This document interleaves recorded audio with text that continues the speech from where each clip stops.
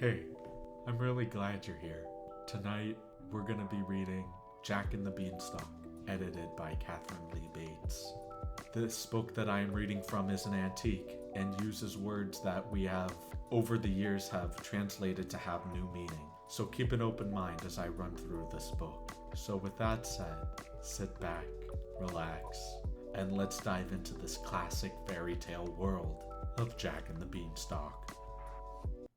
Once upon a time, there was a poor widow who had an only son named Jack. He was good-natured and affectionate, but lazy.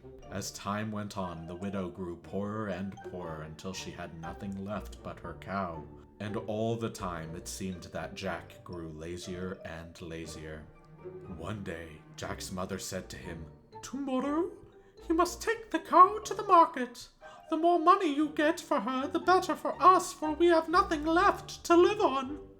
Next morning, Jack got up earlier than usual, hung a horn around his neck, and started out with the cow. He was very happy to having such an important errand. On the way to the market, he met a queer little old man. "Good morning, my lad," said the queer little old man. "Where may you be going with that fine cow?" "To the market," replied Jack. "And what may you be going to the market for?" replied the queer little old man. "To sell the cow," said Jack. "As if you had wit enough to sell cows," chuckled the queer little old man. "A lout of a lad that doesn't even know how many beans make 5. "2 in each hand and 1 in your mouth," answered Jack, with a quickness that would have made his mother proud of him. "Oh, ho, ho," replied the queer little old man. "Oh, since you know beans, suppose you look at these." And he held out his hand, filled with sunrise-colored, sunset-colored, rainbow-colored beans. "I'll give you all these for your cow."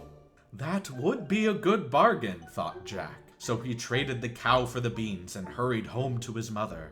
He could hardly wait to turn his pockets inside out to show her the treasure he had brought. "Look!" he said gleefully as he poured the beans into her lap. "I got all these pretty beans for the cow." "You stupid boy!" cried his mother angrily. "Now we shall have to starve!" And she flung the beans out of the open window.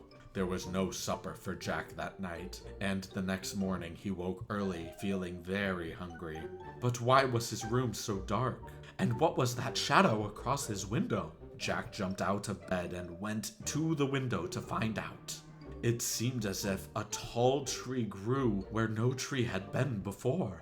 Jack ran into the garden and found it was not a tree but a beanstalk, and such a beanstalk. It had sprung up during the night from the beans his mother had thrown out of the window, and had grown so quickly its top was out of sight. Jack began to climb, and he climbed and climbed and he climbed. And all the time he grew hungrier and hungrier and hungrier. It was almost noon when he had reached the top of the beanstalk and stepped off into the sky where all the grass is blue. There was not a person or a house or a tree in sight. Jack walked on and on and on until he met a beautiful woman with a face like a star. She was dressed in shining clothes, and she carried a wand on top of which was a gold little peacock. "Good morning, Jack," was her greeting. "How in the world does she know my name?" thought Jack to himself. But he only said, taking off his cap, "Good morning, my lady." Now, the lady was a fairy, and she knew what Jack was thinking, and answered him without having to ask any questions. "I know who you are," she said, "and where you come from, and how you got here, and I will tell you where you are and what you are to do." Then she told Jack he was in a country that belonged to a wicked giant. This giant had killed Jack's father and stolen all his gold and precious things. Jack had only been a baby at the time and could not remember, and his mother had been too sad to even talk to him about it. But that was why he was poor. "If you and your mother are ever to be happy again," said the fairy, "you must punish that giant. It will not be an easy thing to do, but you will succeed if you are brave." The fairy whispered in Jack's ear for a minute, telling him what to do. Then she left him and Jack walked on and on and on. Toward evening, he came to the door of a castle. He blew his horn, and a woman as broad as she was tall opened the door. "I am very tired and hungry," said Jack politely. "Can you give me supper and a night's lodging?" "You little know, my poor lad, what you ask," sighed the square woman. "My husband is a giant and eats people. He would be sure to find you and eat you for his supper. No, no, it would never do." And she shut the door. But Jack was too tired to go another step, so he blew his horn again, and when the giant's wife came to open the door, he begged her to let him in. The giant's wife began to cry, but at least she had let Jack softly into the castle. She took him past the dungeons where men and women were waiting to be killed. When they came to the kitchen, and soon Jack was enjoying a good meal and quite forgetting to be afraid. But before he had finished, there came a thump, thump, thump of heavy feet, and in less than no time, the giant's wife had popped Jack into the great oven to hide. The giant walked in sniffing air. "I smell boy," he thundered. "You are dreaming," laughed his wife. "But there is something better than dreams in this dish." So the giant stopped sniffing and sat down to supper. Through a hole in the oven, Jack peeped out and watched the giant eat, and how he did gobble. It seemed to Jack that no one, not even a giant, could possibly eat so much. Then, when all the dishes were empty, the giant bade his wife, "Bring me my hen." She brought a much ruffled hen and put it on the table. "Lay!" shouted the giant, and the hen laid a golden egg. "Ha ha ha! Another!" roared the giant.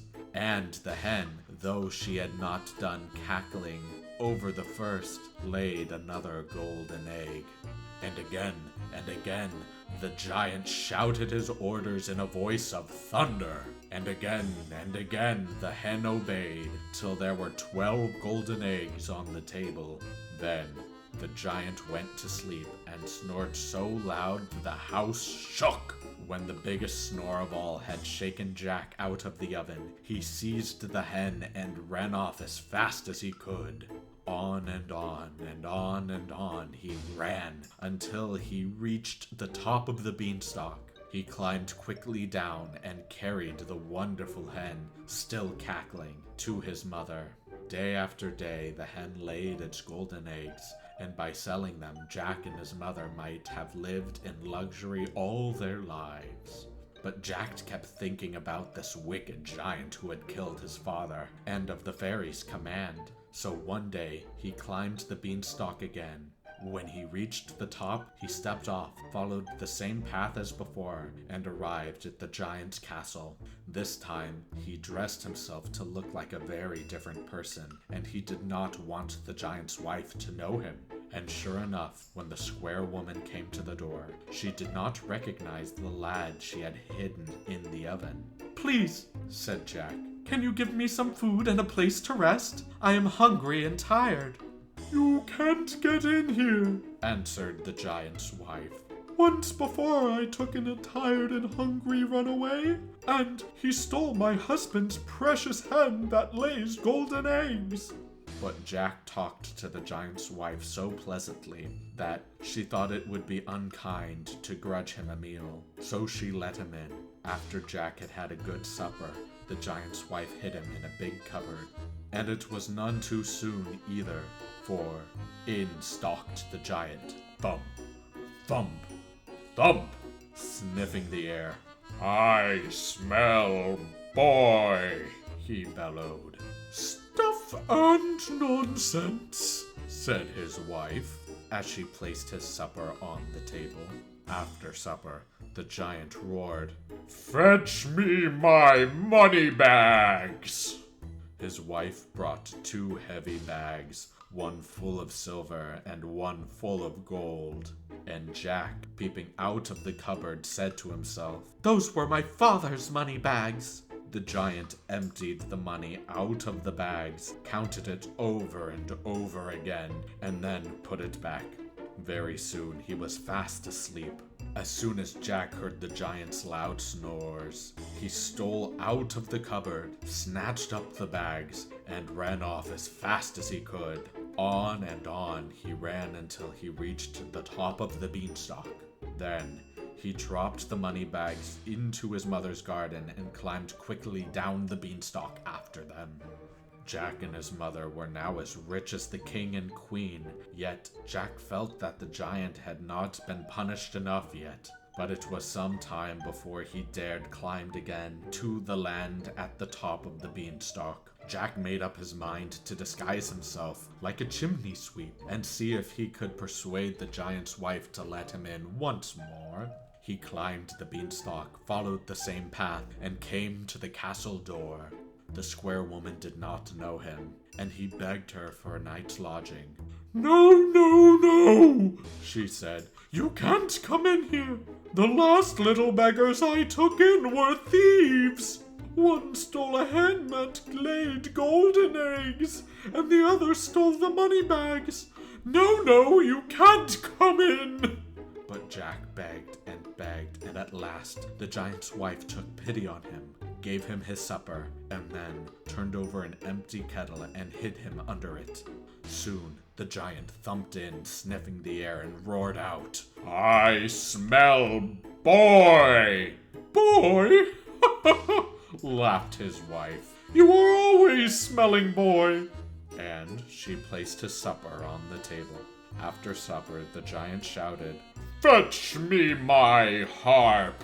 And his wife brought him a beautiful harp with strings of pure gold. "Play!" commanded the giant, and the harp began to play all by itself. Such lovely tunes Jack had never heard. It played and played until it played the giant to sleep, and his snores drowned the sweet music. Then Jack jumped out from under the kettle, no blacker than he was himself, and seized the harp. But no sooner had he slung it up over his shoulder than it cried out, "Master! Master!" For it was a fairy harp. Jack was frightened and ran for his life toward the top of the beanstalk. He could hear the giant running behind him. Thump, thump, thump. But the giant was so heavy he could not run very fast. Jack reached the top of the beanstalk and slid down it as quick as lightning, calling out as it went, "Mother! Mother! The axe! The axe!" Jack's mother, holding out the axe, met him as he touched the ground. There was no time to lose, for the giant was already halfway down the beanstalk. It swayed and bowed under its weight. With one slashing blow, Jack cut the beanstalk in two. There was a crash and the giant lay dead in the garden. Then Jack told his mother all the story, while the harp played a dirge for its old master. As for the wonderful beanstalk, it never grew again. Thank you all so much for joining me on this classic tale of Jack and the Beanstalk. I hope you all have a wonderful rest of your evening, and I can't wait to see you all in the next video. Have a good night.